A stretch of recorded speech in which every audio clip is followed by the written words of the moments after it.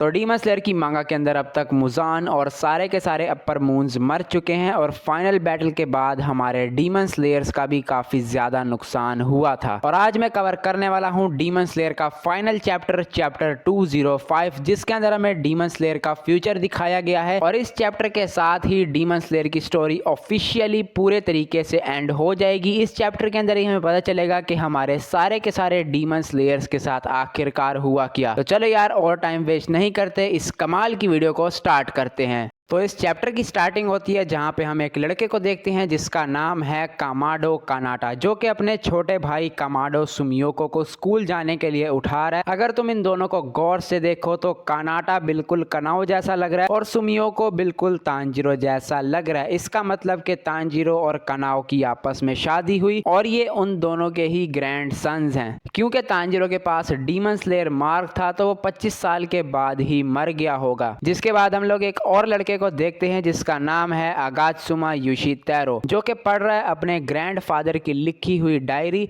जिसके अंदर उन्होंने लिखा हुआ है कि कैसे हमने डीमंस को हराया, उनके बॉस को हराया और इस वर्ल्ड से डीमंस का खात्मा कर दिया। जो कहानी उसे काफी ज्यादा पसंद आती है। तभी उसकी बहन पीछे से आती है, उसे लात मारती है और कहती है कि तुम अभी भी ग्रैंडपा की वो झूठी कहानी पढ़ रहे हो, डीमन वगैरह कुछ भी नहीं होते। और इसका नाम है अगात्सुमा तोको। और कोई पागल भी इन दोनों को देखकर बता देगा कि ये दोनों ग्रैंड सन और ग्रैंड डॉटर हैं, नेजुको और जेनित्सु। इसका मतलब नेजुको और जेनित्सु की आपस में शादी हुई। क्योंकि जेनित्सु के पास डीमन स्लेयर मार्क नहीं था, इसलिए वो 25 साल से ज्यादा जिया होगा। ऑलमोस्ट 60-70 साल की उम्र उसने जी होगी। और मरने से पहले उसने एक डायरी भी लिख दी जिसमें सारे के सारे उसने इंसिडेंट लिखे हैं कि क्या क्या हुआ था और कैसे कैसे हमने सारे के सारे डीमंस को हराया था। ये दोनों यहाँ से स्कूल जाने लगते हैं। योशितेरो अपनी बहन से कहता है मुझे पक्का यकीन है वो सारे लोग जिन्होंने डीमन से लड़ते हुए अपनी जान दी उन्हें सेकंड लाइफ मिल गई होगी, वो रीइंकार्नेट हो चुके होंगे।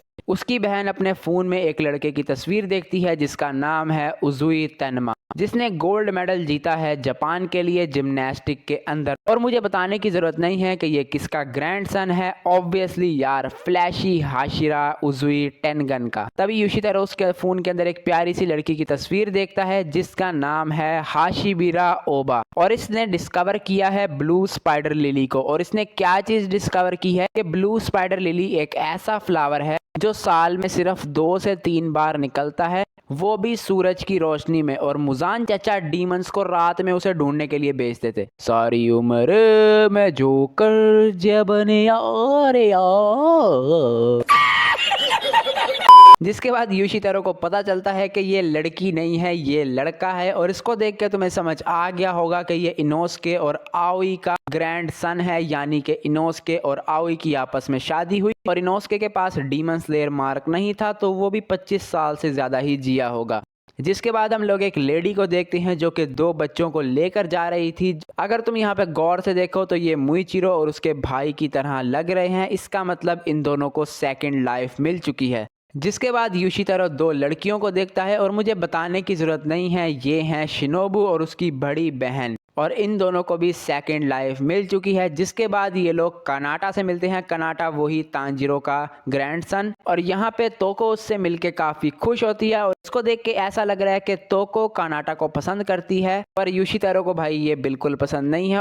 और मेरे ख्याल से इन लोगों को पता भी नहीं होगा कि इनके ग्रैंडफादर और इनकी ग्रैंड मदर आपस में भाई बहन थे। ये लोग यहाँ पर स्कूल की तरफ जाने लगते हैं। जिसके बाद हम लोग एक किंडरगार्टन में एक हट्टे कट्टे आदमी को देखते हैं जो कि बिल्कुल ग्योमे जैसा लग रहा है। इसका मतलब ग्योमे को भी सेकंड लाइफ मिल चुकी है। जिसके बाद हम लोग कपल को देखते हैं जो कि आपस में मिलकर एक बेकरी को चलाते हैं। और इन्हें देखकर तुम समझ गए होगे कि ओबनाई और मित्सुरी को भी सेकंड लाइफ मिल चुकी है। जिसके बाद यहाँ पे तोको कानाटा से कहती है कि क्यों ना हम उसी कपल की बेकरी में चलें। कानाटा उसे बोलता है कि मैं वहां पे नहीं जा सकता, मैं कुछ दिन पहले एक बंदे के साथ उस बेकरी में गया था जहां पे वो बंदा उसकी वाइफ के संतरों को घूर घूर के देख रहा था। इसी वजह से उसके हस्बैंड ने किचन से नाइफ फेंक के मारी और किसी और से मेरा मतलब था योशितेरो। भाई जेनित्सु का ग्रैंडसन बिल्कुल उसके जैसा है, बिल्कुल उसके जैसी हरकतें हैं भाई गाइस की। जिसके बाद हम लोग देखते हैं सुमियोको को, जो कि स्कूल जाने के लिए लेट हो गया था। वो जल्दी से उठ के तैयार होता है, विंडो से बाहर निकलता है और बिल्डिंग्स की छतों पर से कूदता हुआ स्कूल की तरफ जाने लगता है। और ये बिल्कुल ही फुर्तीला है तांजीरो की तरह। ये भागते भागते एक घर के पास से गुजरता है जहाँ पे दो बूढ़े लोग बैठे हुए थे और तुम इन्हें देखकर समझ गए होगे कि ये बिल्कुल उरोकुडाकी और जिगोरो जैसे लग रहे हैं। और ये दोनों यहाँ पर एक न्यूज़ देख रहे थे, जहाँ पे न्यूज़ के अंदर हमें ये बताया जाता है कि एक बंदा जिसे रिकॉर्ड मिला है सबसे ज्यादा ओल्डेस्ट पर्सन का, और ये यहाँ पर कोई और नहीं है, ये है किरिया उबुयाशी। यानी कि भाई एक टाइम था जब उबुयाशी की फैमिली 25 से 30 साल की उम्र में ही मर जाते थे, पर मुजान मरा, उनका कर्ज टूट गया। जिसके बाद अब तुम्हारे सामने है कि भाई उनकी एज इतनी लंबी हो चुकी है। सुमियो को यहाँ से भागता हुआ एक शॉप के पास से गुजरता है जिसका नाम है हागा नेजुका इक्विपमेंट्स। जिसके बाद वो तीन छोटी बच्चियों के पास से गुजरता है और ये तीनों बिल्कुल उन तीन बच्चियों जैसी लग रही हैं जो बटरफ्लाई मेंशन में हुआ करती थी। जिसके बाद वो एक पुलिस की गाड़ी के ऊपर से उछलता हुआ जाता है जिसके अंदर दो ऑफिसर बैठे हुए थे जो बिल्कुल सान में और गनिया जैसे लग रहे हैं। और भाई सान में तो यहाँ पे गुस्से में ही है। जिसके बाद ये यहाँ पे तीन बच्चों के पास से गुजरता है जो कि बिल्कुल गियू, उसकी बहन और साबिटो जैसे लग रहे हैं। और ये तीनों आपस में एक की चेन के बारे में बात कर रहे हैं। अगर तुम उसको देखो तो ये वही फेस मास्क है जो उरोकुडाकी अपने स्टूडेंट्स को दिया करता था। जिसके बाद हम लोग देखते हैं स्कूल का सीन जहाँ पे एक लड़का अपने फोन में एक प्यारी सी लड़की की तस्वीर देख रहा होता है। तभी जेनित्सु का ग्रैंडसन पीछे से आके उसे कहता है कि ये एक तस्वीर नहीं है, ये एक पेंटिंग है जिसे युइशिरो नाम का बंदा बनाता है और इस लड़की का नाम है तमायो। और यहाँ पे हमें पता चलता है कि युइशिरो अभी तक मरा नहीं है, जैसा तांजीरो ने उसे कहा था कि युइशिरो प्लीज मरना मत। और यहाँ पे युइशिरो ने जिंदा रहने के लिए, कुछ काम अपने आप को बिजी रखने के लिए उसने लेडी तमायो की पेंटिंग बनाना शुरू कर दी, जिसकी वजह से वो पूरे वर्ल्ड में काफी ज्यादा पॉपुलर हो चुका है इस टाइम। जिसके बाद हम लोग देखते हैं सुमियोको को, जिसके पास उसका एक दोस्त आता है जिसका नाम है तोजिरो।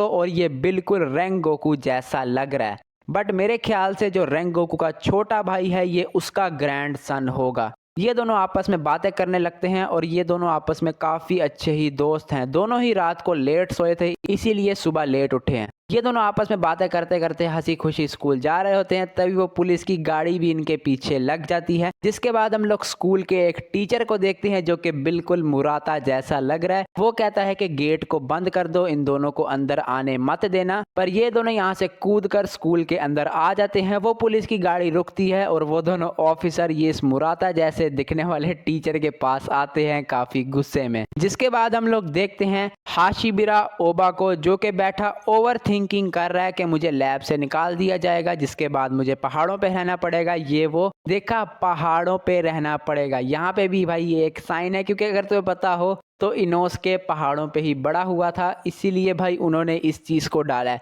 अगर तुम इस पूरे चैप्टर में डिटेलिंग देखो भाई, बहुत प्यारी प्यारी डिटेलिंग दी गई है इस चैप्टर के अंदर। जिसके बाद हम लोग देखते हैं तांजीरो के ग्रैंड सन के घर का सीन, जहाँ पे जो तांजीरो का ग्रैंड सन है उसकी वाइफ फोन उठाती है तो पता चलता है कि उसका जो बेटा है वो स्कूल लेट पहुंचा है, इसीलिए भाई प्रिंसिपल उन्हें काफ़ी कह रहा होता है कि आपका बच्चा लेट आता है वगैरह वगैरह। बट साइड पे हम वॉल के पास देख सकते हैं काफ़ी सारी तस्वीरें लगी हुई हैं और वहाँ पर तांजीरो ने जो फाइनल फाइट के अंदर स्वॉर्ड यूज़ की थी वो अभी तक वहाँ पे पड़ी हुई है और उसके अंदर अभी तक रेंगोकू का हेल्ड लगा हुआ है। जिसके बाद हमें इन तस्वीरों को क्लोज से दिखाया जाता है, जहाँ पे तुम देख सकते हो यहाँ पे ये एक तस्वीर लगी हुई है जो काफ़ी ज़्यादा पुरानी हो गई है, जिसके अंदर सारे के सारे वो लोग हैं जो मुजान की बैटल के बाद जिंदा बचे थे। उन्होंने आपस में एक तस्वीर खींची और वो अभी तक इनके पास है। और साइड पे तुम हानाफुगा इयररिंग्स को भी देख सकते हो। और इसी पेज के साथ डीमन स्लेयर की स्टोरी पूरे तरीके से एंड हो जाती है। तो यार तुम्हें ये डीमन स्लेयर की पूरी स्टोरी कैसी लगी, नीचे मुझे कमेंट बॉक्स में लाजमी से बता देना। मुझे तो काफ़ी मज़ा आया डीमन स्लेयर की पूरी स्टोरी में। तो बस यार मैं मिलता हूँ तुम लोगों से नेक्स्ट वीडियो के अंदर किसी एक न्यू मांगा के साथ। तब तक के लिए सायोनारा।